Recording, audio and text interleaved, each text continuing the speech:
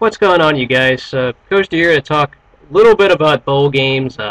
5 bowl games that I think are worth watching that are not BCS related or national title game related. I know a lot of people are going to watch the national title game and those BCS games. But here's some of those minor bowl games that I think will be good to watch or worth watching, and I'll explain for every 5 games, all 5 games that I talk about.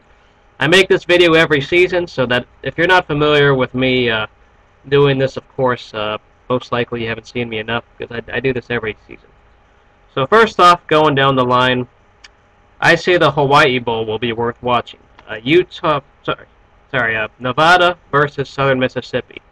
I think that Nevada, their offense is not good, but if you want to see a good, complete team play dominant football, I think Southern Mississippi, great defense, and then they have enough offense to get through. Nevada's defense isn't great. I like to see just a complete team, and I think that the Hawaii Bowl will be good just to watch one team dominate another. Second, we got the Idaho Potato Bowl, which is between the University of Ohio, the Bobcats, versus the Utah State Aggies. I think this is a very even matchup. I think Utah State overachieved in the WAC this year. Ohio was very close to winning the MAC conference if it weren't for a late field goal and some errors. But 2 evenly matched teams, I think, despite their records. Utah State also has a very good running back in Turpin. Look for that name to start making some impact because Utah State has a pretty good offense. I'll give them that. And I think it's an even matchup. So the Idaho Potato Bowl, watch it for the even matchup. Third, I have the Alamo Bowl between Baylor and Washington. I think this is mainly because you want to see some offense. For those who just want to see a lot of scoring, Baylor and Washington both do not really have great defenses, but they got offense. Baylor, of course, has Robert Griffin III, of course RG3 better known as, but they also have that receiver named Kendall Wright that I think people don't even realize or forget to give credit to. The star receiver partly makes Robert Griffin look good at the same time. So that team, the Baylor Bears, very good offense, and of course Griffin is a Heisman candidate. On the other side, you have Washington. You got a quarterback named Keith Price, who I think is very underrated. Chris Polk, a running back who's also underrated, and their receivers are very decent. Steve Sarkisian has done a very good job at building up an offense, because for an offensive-minded coach up there. So I like the fact that there's going to be a lot of offense and a lot of scoring. I don't know if it'll be a close game, but if you just want to see some decent players play who could be in the NFL someday, watch the Alamo Bowl. Number 4, I got the Cotton Bowl between Kansas State and Arkansas. I think that this will be once again a high-scoring matchup because both teams do not have defense. Kansas State has an offense; they can run the ball well. A lot of good running by Colin Klein and whoever they got on offense. For Arkansas, they got a lot of passing. That's Bobby Petrino's teams for you. Arkansas's got a good offense, but also, once again, not as much defense. So, once again, a high-scoring affair. I don't know if it'll be close either, but if you want to see offense, I think the Cotton Bowl is worth watching in that sense.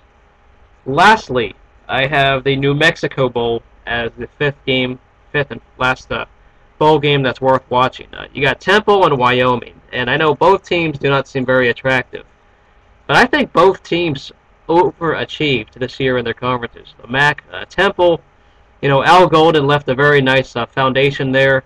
Bernard Pierce is a very good running back, and I think Temple's got some nice weapons as they find ways to win.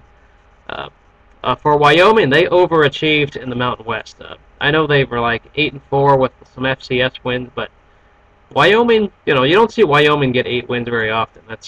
Wyoming has found ways to win, and I think they're one of those underrated teams as well, who had just happened to overachieve. So that's an even matchup.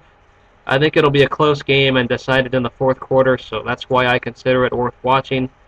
Of course, I could be wrong, but for the most part, when I make this video, it usually at least two of these games end up being good games to worth watching. So hopefully 2 of these 5 at least are good. Lastly, here's a fun fact and stat. The Texas Bowl between Texas A&M and Northwestern. Both teams have a ridiculously long bowl drought. Texas A&M has not won a bowl game since R.C. Slocum was head coach in 2001. And Northwestern has not won a bowl game since the 1940s. So that's a long drought as well. One of those teams is going to break a long bowl drought. I don't know who it is, but it'll be fun that at least one team will find a way to break a drought. So, fun fact there.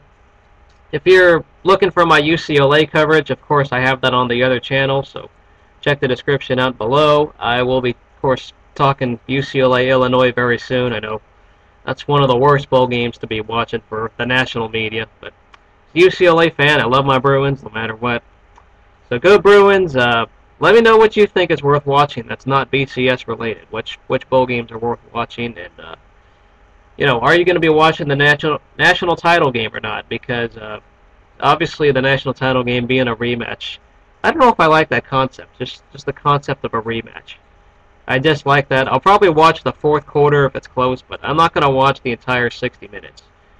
It's just not worth my time to watch the whole thing. I might be bored halfway through. So let me know what you guys think. Are you going to be watching the national title game? And give me some other bowl games you think are worth watching. I might have not picked that bowl game because there's something I disliked about it. So let me know, guys. I'll see you guys later, and go Bruins.